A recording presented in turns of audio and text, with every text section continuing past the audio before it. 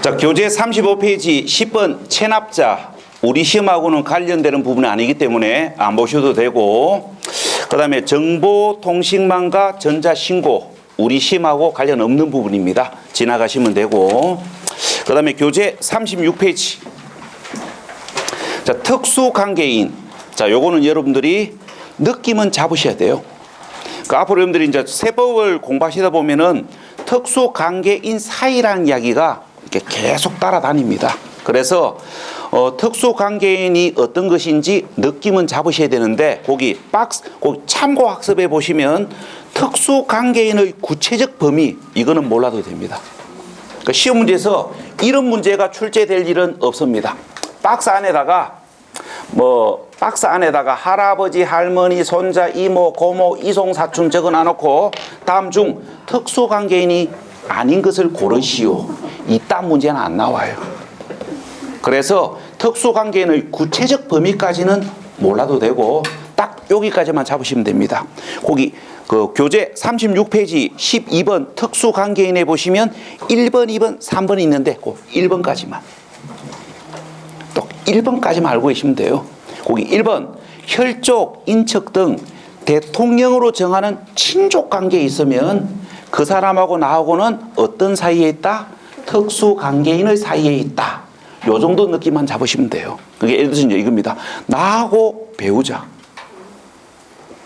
나하고 자녀, 나하고 부모님, 나하고 할아버지, 할머니는 민법상 친족 사이에 있지요.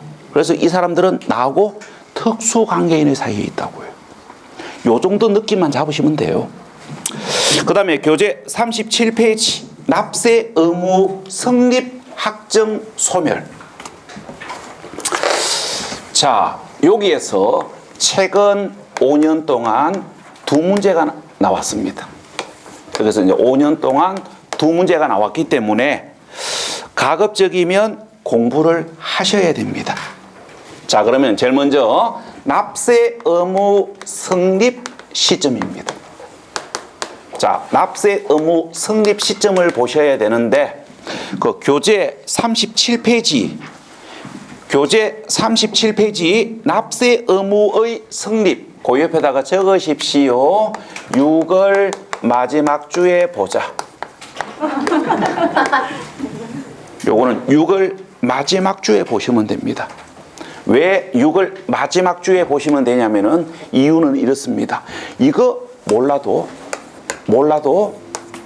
취득세, 재산세, 양도소득세 공부하는데 아무 애로사항 없습니다. 자, 그런데 취득세, 등록면허세, 재산세, 종부세, 양도소득세 공부가 끝나고 나면 왜 이렇게 되는지가 이해가 됩니다. 그래서 언제 보는 겁니까? 공부 다 끝나고 나서. 그게 언제입니까? 6월 마지막 주에. 개별 조세 공부가 끝나고 나면 취득세, 등록면허세, 재산세, 종부세, 양도소득세의 납세 의무가 성립되는 시점이 왜 이렇게 되는지가 이해가 돼요. 근데 이거 몰라도 공부가 되거든요. 그래서 오늘 볼 이유가 없는 겁니다. 마지막 주에 보시면 돼요. 그래서 오늘은 따로 할 이야기는 없습니다. 그 다음에 교재 40페이지 납세 의무 확정, 그 옆에다가 적습니다. 6월에 이유는 똑같습니다. 6월에 보면 됩니다. 이유는 같습니다. 그 다음에 교재 42페이지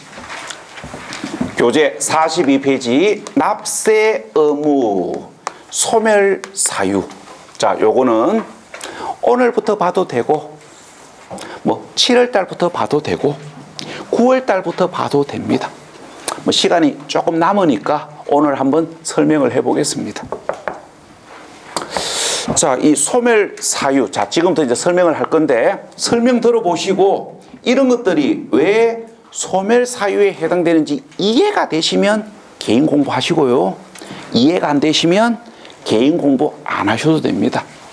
그 시험 문제에서 잘 안 물어보는 파트입니다. 자, 일단 설명해 볼게요. 자, 제일 먼저 납부. 뭐 설명 안 해도 되지요. 세금을 납부했으니까 납세 의무는 소멸되겠지요. 당근한 이야기고, 그 다음에 두 번째 충당. 자, 요게 이제 뭐냐면은 예를 들어서 이야기해 봅시다. 자, 예를 들어서 이야기를 해 볼게요. 자, 우리가 근로소득에 대한 소득세는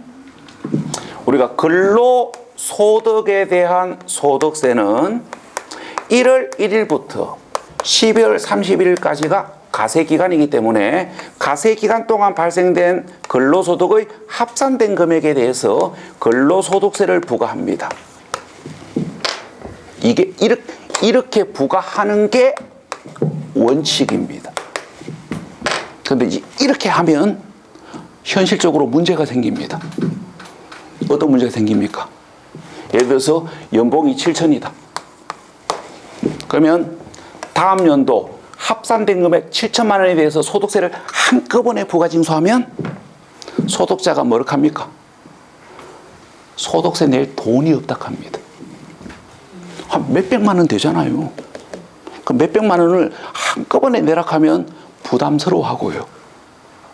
그러고 하은비 주고 뭐 하고 하면 세금 낼 돈이 없을 수도 있거든요. 그래서 이제 어떻게 합니까? 어떻게 하냐면 이렇게 해요. 사업주가 급여를 지급할 때 근로소득세를 원천징수 형식으로 차감하고 차액만 지급합니다. 이걸 이렇게 하는 걸 우리가 뭐라고 이야기하냐면은 유식한 말로 분리가세한다 합니다. 이게 우리가 이제 징수 방법으로 이야기하면 원천징수한다 그래요. 자, 그럼 결론적으로 이거는 이제 뭐 한 거예요.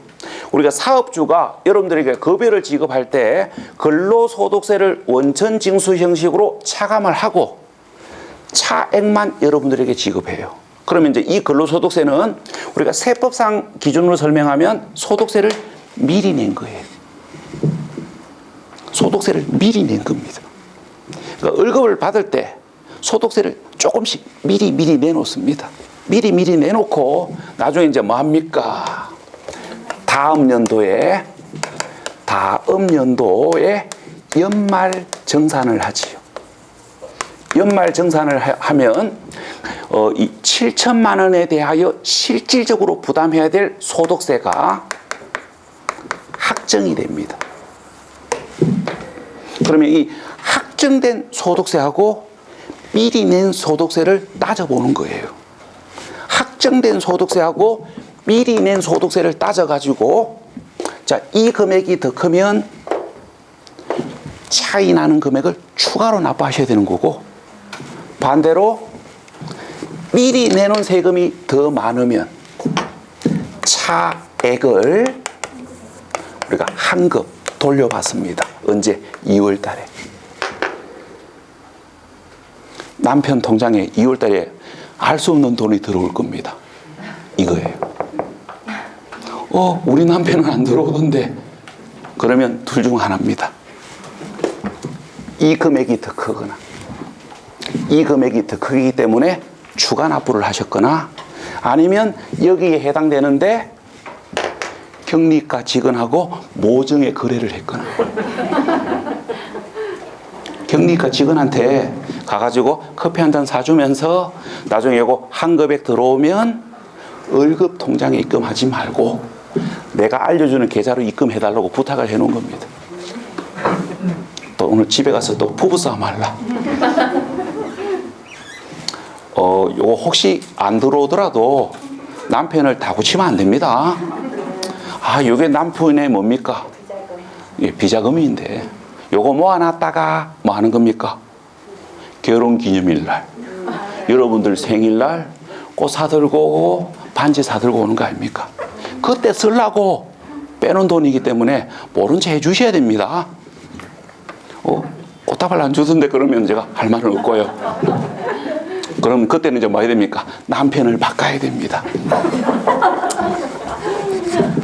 진짜 바꿀라. 하여튼 자, 그러면 자, 일단 자, 요거. 자, 어떤 이유로 세금을 돌려받는 경우가 있어요. 자, 이게 이제 환급세액입니다. 우리가 환급세액으로, 어디가 분노? 아, 여기. 환급세액으로 다른 조세를 납부하는 게 뭡니까? 충당이에요. 그러니까 환급세액으로 다른 조세를 납부하는 걸 충당한다고 이야기합니다. 그러니까 어떤 이유로 돌려받아야 할 세금으로 다른 조세를 납부하는 거, 이게 충당이에요. 그럼 충당도 납부한 거 아닙니까? 그래서 납세의무가 소멸되는 거예요. 자, 그다음에 부가처분 취소. 우리가 조세 부가처분이 취소가 되면 세금 안 내도 되는 거 아닙니까? 그러니까 납세 의무가 소멸되는 거지요. 그 다음에 네 번째, 채척기간. 채척기간 만료. 우리가 채척기간이 뭐냐면은 세금을 부과할 수 있는 기간이 채척기간이에요. 예를 들어서 봐봐요. 우리가 부동산을 취득한 사실에 대해서 취득세를 부과할 수 있는데, 그러니까 부동산을 취득하면 취득세 납세 의무가 성립되는 거예요. 그러면 취득한 날로부터 일정 기간 안에 세금을 부과할 수 있는 것이지, 그 기간이 경과돼 버리면 더 이상 세금을 부과할 수가 없어요. 그래서 채척 기간이 만료가 되면 더 이상 세금을 부과할 수가 없으니까 납세자는 세금을 안 내도 되잖아요. 그래서 채척 기간 만료는 소멸 사유입니다. 이런 경우들이 있어요. 내가 이제 부동산을 취득을 했을 때 취득 사실에 대해서 스스로 신고 납부를 안 했을 때 시간이 한참이 지났는데도 불구하고 세무공무원이 내가 취득한 사실을 인지를 못 해가지고 채척 기간이 만료되는 경우도 있고요. 아니면 세무공무원이 인지했는데 다른 일 처리하다가 깜빡하고 보통징수로 전환 못 시키는 경우가 있어요. 그러면 이제 채척 기간이 만료가 되기 때문에 그럼 더 이상 부과 못 하니까 납세 의무는 사라지는 겁니다. 또 그렇다고 해서 그걸 기대하고 스스로 신고하지 않는 건 좋은 방법은 아닙니다. 자, 그 다음에 다섯 번째, 소멸시효. 소멸시효 완성. 자, 소멸시효가 뭔지는 민법 시간에 자세히 공부할 거고 우리가 1시간 전에 살짝 보셨습니다. 우리가 조세도 채권이기 때문에 소멸시효가 있어요. 그러니까 조세도 채권이기 때문에 소멸시효가 있고, 조세 채권 소멸시효는 5년이 원칙입니다. 그러니까 조세를 부과한 날로부터 5년 이내에 부과한 조세를 징수할 수 있는 채권자로서의 권리가 유효하다고요.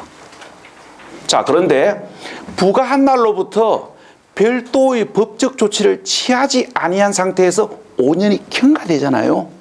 그러면 그러니까 별도의 법적 조치를 취하지 아니한 상태에서 5년이 경과되면 조세 채권자로서의 권리가 소멸돼 버립니다. 그러면 채권자 권리가 소멸돼 버렸기 때문에 부과한 세금을 더 이상 거두어 드릴 수가 없어요. 그래서 소멸시효가 완성이 되면 납세 의무는 소멸됩니다. 이렇게 이제 설명하니까 이런 생각을 하시는 분들이 계십니다. 이야, 그러면 5년만 안 내고 버티면 되겠네. 그럴 생각하지 마십시오. 왜 그럴 생각을 하시면 안 되냐면은 세무공무원이 그냥 안 둡니다. 소멸시효가 완성되기 한 달 전에 법적 조치를 취해요. 어떻게 하냐면은 여러분들 거소지로, 여러분들 주소지로 세금 미납 사실을 등기로 통지합니다. 보통 우리가 하는 말로 내용 증명을 보낸다고요. 우리가 민사로 이야기하면 내용 증명을 보냅니다. 그렇게 하든지 아니면 체납자 거소지가 확인이 안 된다. 그럼 어떻게 합니까?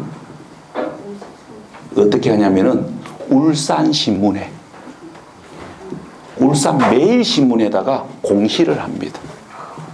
김모 씨 양도소득세 7,800만 원 미납됐다고 공시해요. 그럼 이날로부터 소멸시효가 5년이 연장됩니다. 이게 법적 조치를 취해가지고 소멸시효를 계속 5년씩 연장시켜요. 언제까지? 내일 때까지. 안 되고 죽잖아요. 누구한테? 자녀한테. 상속받은 자에게. 그래서 5년 동안 버틸 생각하지 마시라고요. 절대로 못 이깁니다. 근데 이제 이런 경우는 있어요. 이 갑이라는 사람이 세금을 낼 수 있는 능력이 완전히 상실되었다고 판단이 되면 소멸시효가 완성되도록 그냥 놔둡니다. 놔뒀다가 소멸시효가 완성되면 못 받은 돈을 손실 처리합니다. 아마 제가 잘은 모르겠지만 울산시에서 그 소멸시효가 완성되어 가지고 손실 처리하는 세금이 아마 1년에 한 몇십억 정도는 될 겁니다. 뭐 제가 뭐 정확하게는 잘 모르겠지만 아마 최소 한 10억에서 한 20억 정도는 될 거예요. 심심하시면 시장한테 물어보든지요. 울산시장 정도면 그 정도는 알고 있겠지요.